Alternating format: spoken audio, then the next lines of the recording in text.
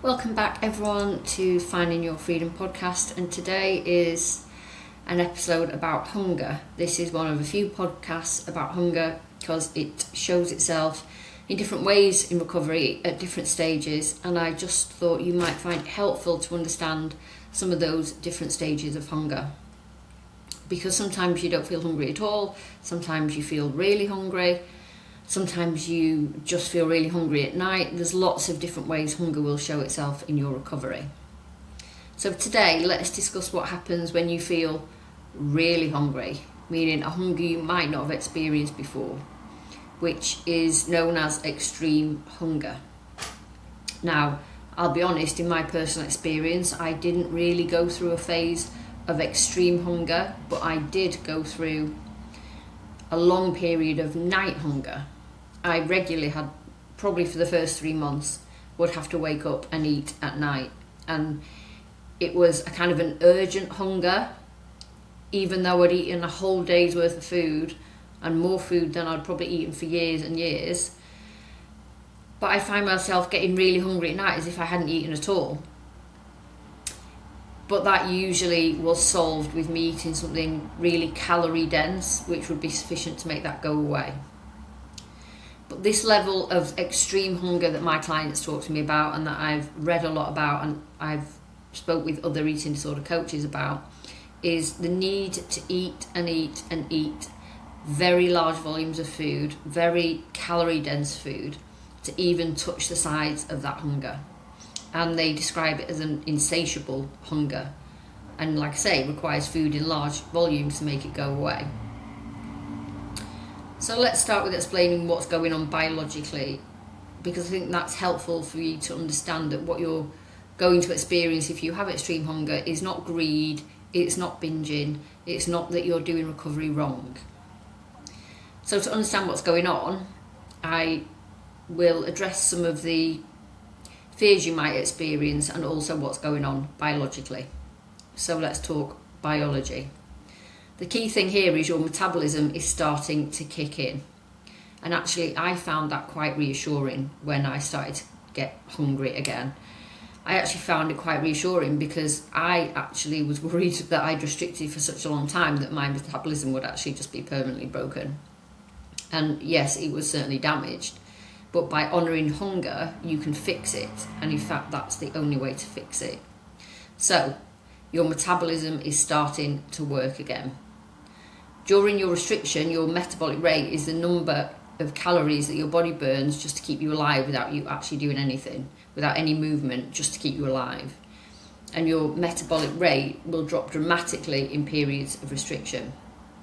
So you may have found that even though you're eating hardly any food, you stop losing weight, and that is because your metabolism is pretty damaged or broken. But by starting to eat, you're starting to fix it. And so when you start to feel those feelings that scream hunger, well, that's your metabolism kicking in. And what else is going on? Your thyroid hormones, which regulate your metabolism, well, they're going to start to increase. Your body temperature is going to rise as your cells begin burning more energy. Your heart rate and your blood pressure increase slightly as your body starts working at full speed again. And your digestive system is starting to wake up, and it's going to produce stomach acid and digestive enzymes, and there's going to be more intestinal movement. So all of this internal waking up takes a lot of energy, and your body needs even more food than you are currently eating. So if you're experiencing extreme hunger, it's your body saying, I still need more. Your body is starting to come out of that kind of starvation mode from restriction, especially for those for whom restriction has played a long period in their eating disorder. And so for those of you who are already terrified, I guess, at the wording extreme hunger, or any of you who are going through it, you're not out of control, you're not broken, you're not greedy. This is literally your body rebuilding itself from the inside out. Okay, so what does extreme hunger feel like? As I said, I don't think I had extreme hunger. But from what I've been told and what I know from my learning is that it's a relentless hunger. And actually it's not always just physical, it can be mental. So it might be that you're just thinking about food all day. You might eat large volumes of food, and even when you're already physically full, to the point that your stomach's hurting, you might still want and need more food. You might still physically or mentally be hungry even when you're full, if that makes sense.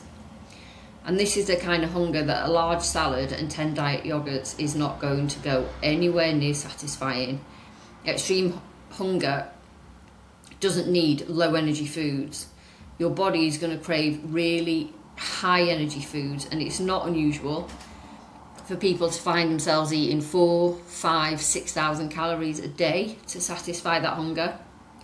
And let me say, that doesn't mean if you eat more than 6,000 calories a day in extreme hunger that there's anything wrong with you. Everybody needs something different, and you will need as many calories as your body is craving. Now, of course, I suspect that any of you are going through this phase or may go through this phase. You might start to have thoughts that surely eating all these high sugar, high fat foods can't possibly be good for your health, especially in such volume. And of course, your eating disorder is going to fully cheer you on with that thought. It's going to fully support you in the argument that it's bad for your health. This can't be healthy. Your eating disorder is absolutely going to be supporting that when that crosses your mind. But ignore that, because this physical reaction to restriction actually is all about health, because your body needs it. Your body is far likely more broken inside than you even know. And so, no, this period of extreme hunger is not going to be the reason you develop high cholesterol or diabetes or heart issues or anything long term. It's a period of your life when those energy dense foods are actually all about health.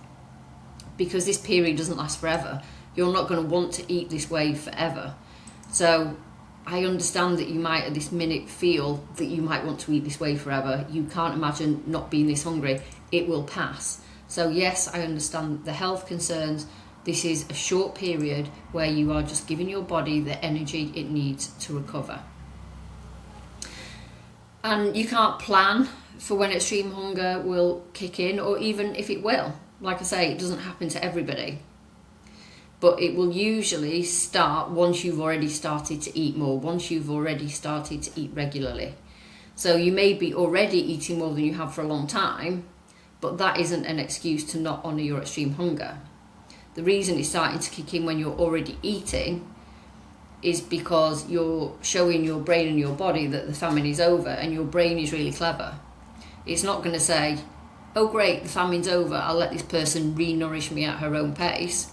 No, it's going to take on as much energy as possible, because it doesn't trust initially that you are going to keep eating when for many long periods you haven't really done that.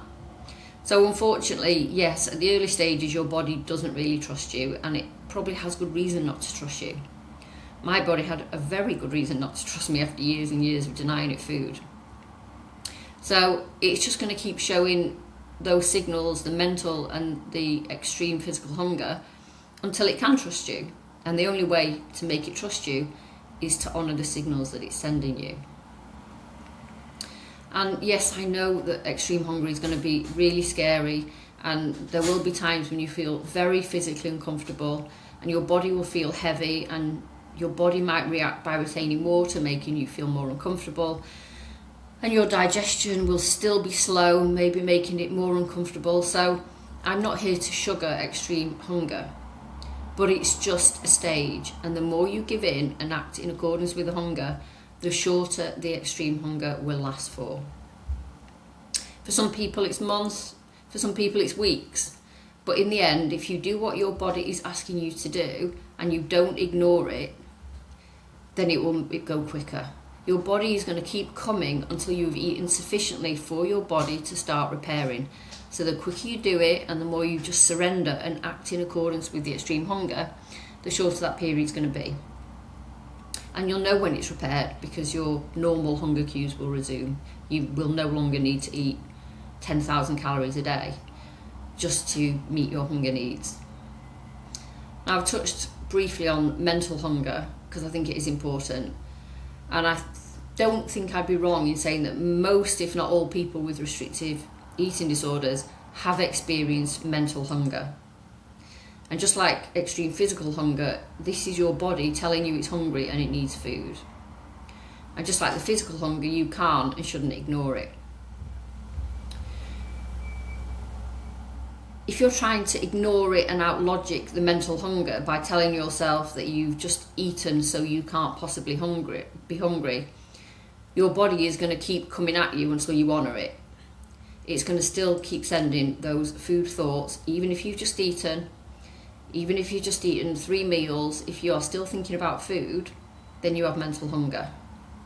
Mental hunger is when you can't stop thinking about food, even when you feel you are obsessively thinking about food. It's even when your stomach is full. It's even if you've just eaten. It's even if you've just honoured all the extreme hunger and are extremely full, you can still have mental hunger.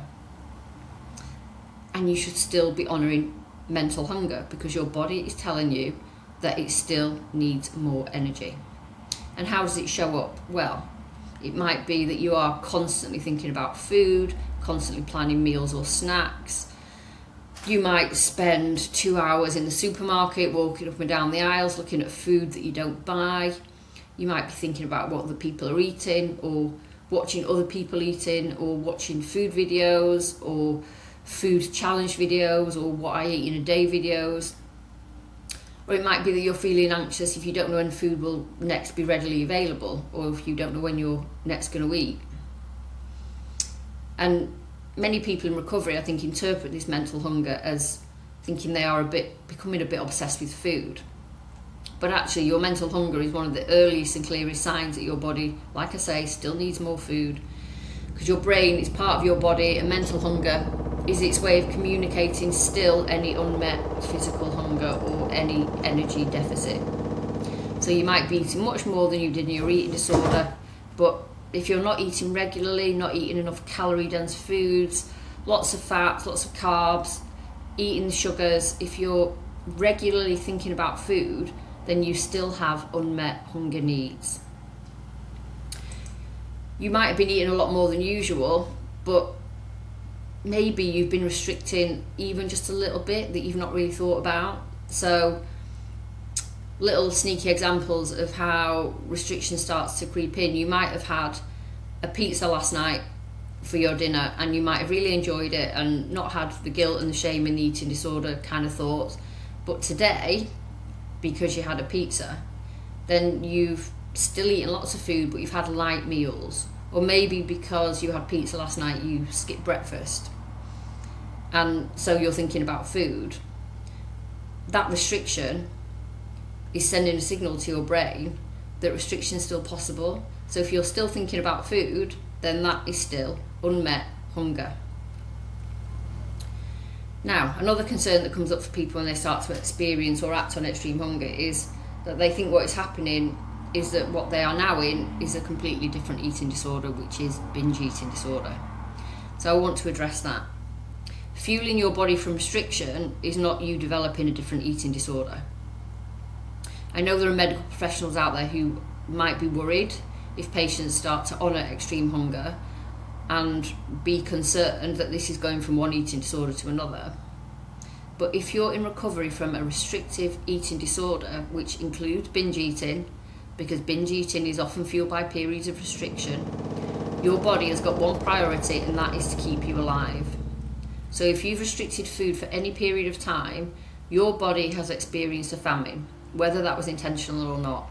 And when your body finally has access to food, it's going to make sure you eat enough to restore balance and health. And another way to maybe reassure you that you're not now suffering from any different eating disorder if you honour your extreme hunger is to think about how they are internally, how they would make you feel. So someone with binge eating disorder will often describe that when they start eating, they kind of almost go into this different zone where it's all about eating very quickly, eating large amounts of food, and they're not really actually feeling anything, but they keep eating out of this kind of feeling of anxiety or urgency.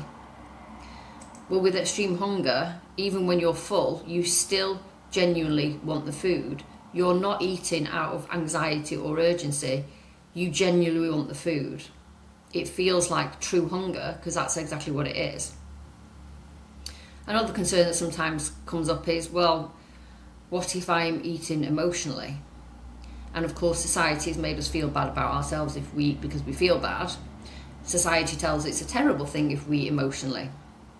And we are all led to believe now that we're failures if we eat food because we're sad, or work has been a little bit rubbish today, or our boyfriend has broken up with us. Well, firstly, there's absolutely nothing wrong with emotional eating. It's absolutely human. But this isn't emotional eating. Extreme hunger is not emotional eating. It's a physical driven hunger that is paying your body back for years of restriction. So let's talk about some of the other thoughts and feelings that might come up for you during this period, just so I can reassure you that they're normal and you're going to be okay, and they are just part of your journey, part of your recovery, and that other people will have experienced them. So these things are not just you. And some of the things that might come up are, you might find yourself worried about how much more you're eating than other people. So you might be eating much more in this period than those around you, and eating more often than those around you. But that's absolutely okay, because remember, their body has not been starved through restriction. So if you're sitting eating a meal with your 6 foot 15 stone husband who has a physical demanding job, and he is full after his dinner but you are still hungry, well, that is absolutely fine. You can't start comparing yourself to those who haven't had an eating disorder, and your needs are biologically different to theirs at this period. So what else is okay? Feeling out of control is okay, and it's normal, because of course you're going to feel out of control. If you honour extreme hunger and you're going to be eating large amounts of food, well, that's the exact opposite of what you've been doing in your eating disorder. So yes, you will feel a little bit out of control because your eating disorder has lost its grip over you, and that is a good sign. It's a good sign that you feel a little bit out of control. You're doing the opposite of what your eating disorder has been telling you to do for years and months, or however long it is. And your eating disorder won't like it one little bit. But where has control got you so far? So let's go with it. Let's go with feeling a little bit out of control for a period, because it's making you better. So what else is okay? Feeling uncomfortably full. Because of course, if you eat large amounts of calorie-dense food, you're going to feel very full, because your body is not used to eating such large amounts of food. And your stomach has undoubtedly shrunk, and your digestion is still probably working a little bit slowly. So yes, you are going to feel physical discomfort. And for most people, that would be a reason they would stop eating. But I'll say it again, if you're still hungry, because you can still be hungry when you are physically full, if you're still thinking about food and still wanting food, then you still need to eat more food. And it might not feel physically comfortable, but nothing bad is going to happen. So get on the loose-fitting clothes, and if you're really struggling with that feeling of physical discomfort, then find something that will distract you from just sitting and thinking about it. Put on Netflix, watch something you've watched a million times before, maybe put on your favourite film, maybe meditate, maybe get a colouring book. There's lots of things we can do to distract our mind when we're feeling a little bit uncomfortable. And another thing that's okay is you might start to feel some uncomfortable feelings like disgust or embarrassment or guilt or shame over what you've eaten. And the reason you're going to feel those things is because they are just still eating disorder thoughts. They might not have gone away at the period you get extreme hunger. They might still be there just in the background. And so at times like this, your eating disorder is going to try everything it can do to drag you back. It's going to flood you with all those horrible feelings. Well, let me tell you, you are not disgusting, you are not embarrassing, you are a warrior who is recovering. But the battle is for sure going to be messy, but it will get better. So I want to end on a reminder of how to respond to extreme hunger in case any of you haven't got the message yet. You follow your hunger every time, whether it's physical, whether it's mental. If your body or your mind is asking for food, then you give it food, even if you've already eaten a lot. Rest as much as you can. Extreme hunger and recovery can be exhausting. And I found resting really difficult because I'm a person who struggles to rest.